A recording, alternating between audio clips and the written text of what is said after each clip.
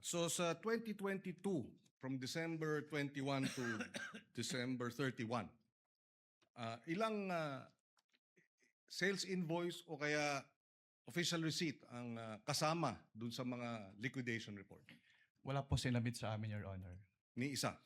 Acknowledgement receipts lang po yung sinabit sa amin. 849 acknowledgement receipts, tama? Yes po, Your Honor. So, ni isa dun sa mga ginastos, walang official receipt at walang sales invoice. Yes po, Your Honor. Okay. Sa karanasan mo sa 30 mga ahensya, masasabi mo ba na yung findings ninyo dito sa OVP ay similar o standard ba? O nangyayari rin yung ganong walang official receipt at walang sales invoice sa mga liquidation?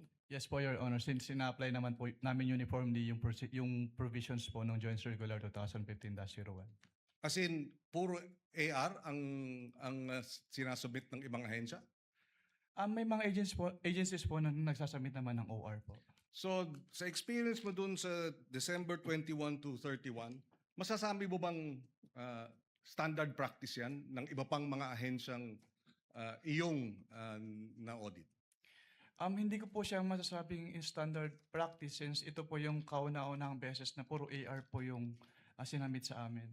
So, first time sa iyong 10 years na puro AR lang at walang sales invoice at walang official receipt. Opo, at ganun po kadaming AR kaagad yung sinamit. At 125 million, no? Na walang sales invoice at walang official receipt. Yes po, Your Honor.